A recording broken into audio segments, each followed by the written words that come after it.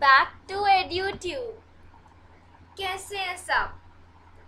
Welcome back my subscribers to your favorite channel EduTube.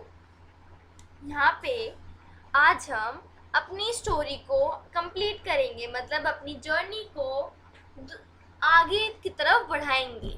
ठीक है, उस चैप्टर को जो हमने स्टार्ट कर लिया था उसको कंप्लीट करने के लिए आगे बढ़ेंगे. हमने फर्स्ट टॉपिक कर लिया चैप्टर का कि east India company comes east, मतलब यहाँ पे इंडिया में आई. उसके बाद क्या हुआ, तो वो सबसे पहले आके ऐसा नहीं कि पूरे इंडिया में बात करने चली गई थी. उन्होंने अट्रैक्ट हुए थे बंगाल की तरफ. बंगाल की तरफ वो इसलिए ज़्यादा अट्रैक्ट हुए थे क्योंकि बंगाल सही में बहुत ब्यूटीफुल स्टेट है और अभी भी बहुत ज़्यादा ब्यूटीफुल है बंगाल. जैसे मैंने यहाँ पे एक पिक्चर भी आपको शो कर रखी है, मतलब बंगाल की वहाँ की स्पाइसेस, वहाँ के मतलब कल्चर बहुत ज़्यादा अट्रैक्ट हुए थे वहाँ से. वहाँ पे एक तो वो ट्रेड करने के लिए आए थे, तो वहाँ पे जो सामान थे वहाँ का टेक्सटाइल्स, स्पाइसेस, गोल्ड, मतलब ये सब चीज़ें, मेटल्स, वहाँ के बहुत फाइन क्लोथ, बहुत ही अच्छी टेक्सटाइल्स और सब चीज़ें वहाँ की बंगाल की उन्हें अट्रैक्ट करती थी ट्रेडर्स को. तो इंडिया में सबसे पहले बंगाल से उन्होंने अपना सफ़र शुरू किया था. तो वो आके हमारे किंग से बोले वी कैन बी ट्रेड. और हमारे किंग्स बेचारे चलो आए हैं यहाँ पे, बेचारे ब्रिटिशर्स आए हैं, तो अब कोई आया है बोल रहा है कि हम कर लें, ट्रेड कर लें, तो मना तो ही ना करते हैं. कोई हमारे यहाँ मेहमान आया है तो इंडियंस जो हमारे किंग्स, तो इन्होंने कहा चलो कर लो, कोई बात नहीं, कर लो, आ जाओ, तुम भी आ जाओ. पहले पोर्तुगीज और फ्रेंच आ चुके थे, अब आ जाओ ब्रिटिशर्स, आप भी आ जाओ, हमें कोई दिक्कत नहीं है. पर हम इंडियंस को थोड़ी ना पता था ये इसलिए आ रहे हैं, हमें तो लगा ट्रेड करने आए हैं, ट्रेड करेंगे और जाएंगे बस. क्योंकि हम भी ऐसे, मतलब कोई भी उस टाइम तक ऐसा नहीं, मतलब चालाक नहीं होता था कि ट्रेड करने के लिए आए हैं और रूल करने लगेंगे. पर वो भी मैं आपको आगे अपनी इस स्टोरी में बताऊंगी कि वो आए तो ट्रेड करने थे, पर उनका रूल करने का मतलब माइंड चेंज कब हुआ.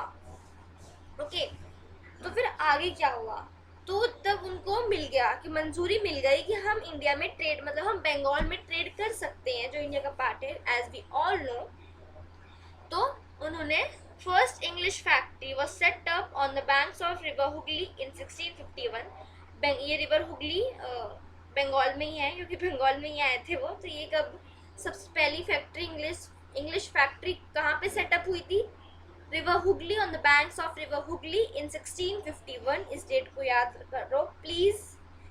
2-3 डेट्स आ रही हैं चैप्टर्स में, उन्हें याद कर लो, आपकी चैप्टर की डेट्स पे पकड़ मजबूत बन जाएगी. और जो चैप्टर के जो मैं नोट्स एक एक लाइन से लिखती हूँ ना, ये लाइन ना थोड़ी इंपॉर्टेंट होती है, इसलिए मैं आपको यहाँ पे शो करती हूँ स्क्रीन पे, इसलिए मैं इनको शो करती हूँ इसे, क्योंकि ये इंपॉर्टेंट है. नहीं मैं ऐसे ही चैप्टर के पिक्चर्स डाल के आपको एक्सप्लेन कर सकती हूँ, पर मैं इसलिए इन लाइन्स को शो करती हूँ कि थोड़ी इंपॉर्टेंट है.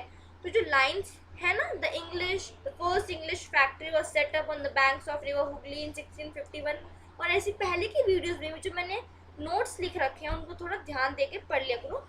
आप उन्हें क्वेश्चन आंसर्स के अपने फॉर्म में लिख के भी आपको हेल्प करेंगे वो सब चीज़ें. तो आप देख सकते हो इस पिक्चर में इन्होंने फर्स्ट इंग्लिश फैक्ट्री अपनी on the banks of river Hooghly पे सेटअप करी थी.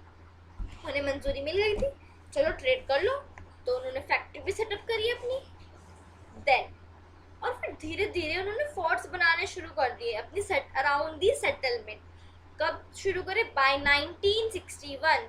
और देखो 1651 में उन्होंने अपनी एक पहली फैक्ट्री लगाई थी, और उसके बाद धीरे धीरे जैसे ईयर्स पास होते गए उन्होंने 1696 में फोर्ट्स भी बनाने शुरू कर दिए अपने.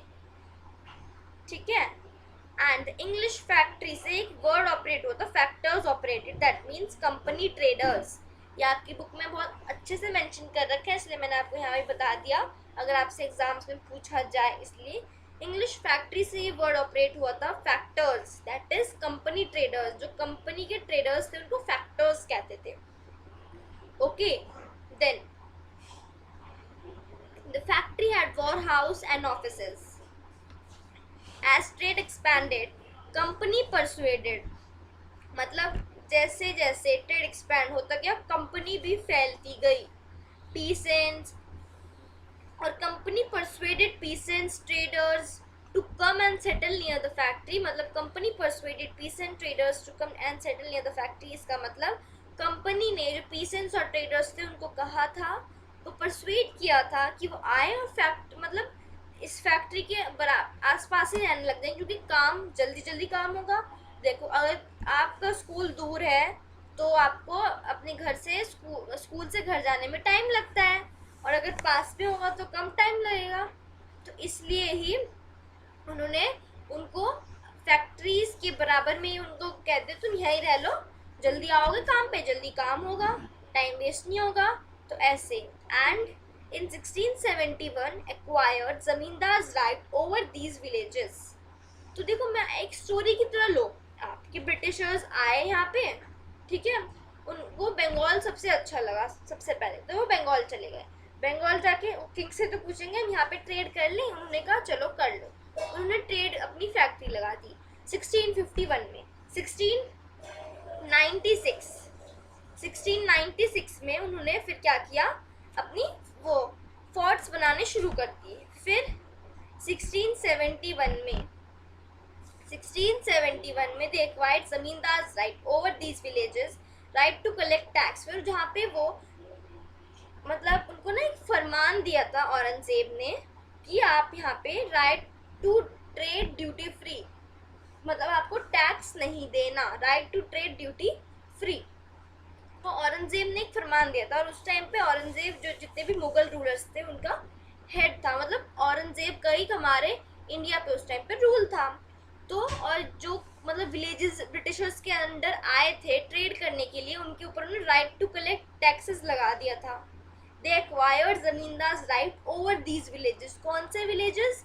जिनके ऊपर उनको ट्रेड करने के लिए उनके अंडर वो विलेजेस आए थे, और वहीं उन्होंने फिर जो फैक्ट्रीज उनकी लगी थी जहाँ पे, उसके आसपास ही उन्होंने अपने वर्कर्स भी वहीं पे कहते हैं कि तुम यहीं रह लो, और वहाँ पे टैक्सेस भी, वहाँ पे जो विलेजेस थे उनके, उन पे टैक्सेस भी लगाने शुरू कर दिए। राइट टू कलेक्ट टैक्स, उनको जमींदार राइट एक्वायर कर ली कि हम तुमसे टैक्स कलेक्ट कर सकते हैं।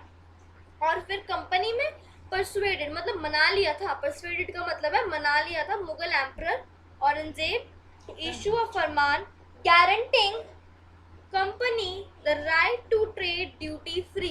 दैट इज, फरमान का मतलब होता है ऑर्डर, मैंने आपको यहाँ अच्छे से शो कर रखा है। फरमान दैट इज ऑर्डर, एक order guaranteeing company the right to trade duty free. मैं बार बार इस सेंटेंस को बोल रही हूँ क्योंकि ये इम्पोर्टेंट है, मैं पागल नहीं हूँ इस सेंटेंस को बार बार बोल रही हूँ। Company persuaded Mughal emperor Aurangzeb to issue फरमान guaranteeing company the right to trade duty free. इसको याद कर लेना, ठीक है। तो औरंगजेब ने उनको परमिशन दे दी थी, उन्होंने कंपनी ने मनाया, please Aurangzeb ji, please our king, हमको प्लीज़ ये ऑर्डर लगा दो कि हम पे टैक्स नहीं लगेगा, हम आराम से ट्रेड कर सकते हैं। औरंगजेब ने कहा चलो ठीक है, इतनी मना रहे हैं, इतनी जिद कर रहे हैं, चलो ठीक है कर लो। देखो, अभी तक आपने इस हमने क्या पढ़ा, पूरा अब तक हमने पढ़ा ब्रिटिशर्स आए, उन्होंने औरंगजेब मतलब जो किंग थे औरंगजेब, उनसे बात करी कि हम कर लें, उन्होंने कहा कर लो ट्रेड। फिर उन्होंने फैक्ट्री सेटअप करी, फिर उन्होंने फोर्ट सेटअप करी, फिर उन्होंने ज़मींदार राइट लगाई, और धीरे धीरे उन्हें फरमान भी मिल गया। अब देखते हैं आगे क्या होता है, आगे का देखेंगे नेक्स्ट वीडियो में। तो बाय, और सब्सक्राइब कर लो प्लीज़। देखो, बार बार बोलना पड़ता है, सब्सक्राइब कर लो मुझे। और इस वीडियो पे मुझे प्लीज़ देखो, अभी मैंने यूट्यूब चैनल शुरू किया है, तो मैं ज़्यादा आपसे एक्सपेक्ट नहीं करूँगी, पर प्लीज़ इस वीडियो पे मुझे प्लीज़ 30 लाइक्स मिल सकती हैं इस वीडियो पे, तो प्लीज़ थोड़ी सी मेरे पे दया करके मुझे दे दो। देखो, और हम इंडियंस तो थोड़े वो होते हैं ना, काइंड होते हैं, दयावान होते हैं, हम तो दया कर देते हैं, है ना। मेरे पे दया करो, मेरे को प्लीज़, मुझे 20 लाइक्स चाहिए, बस 20 लाइक्स इस वीडियो पे प्लीज़। Thanks for watching.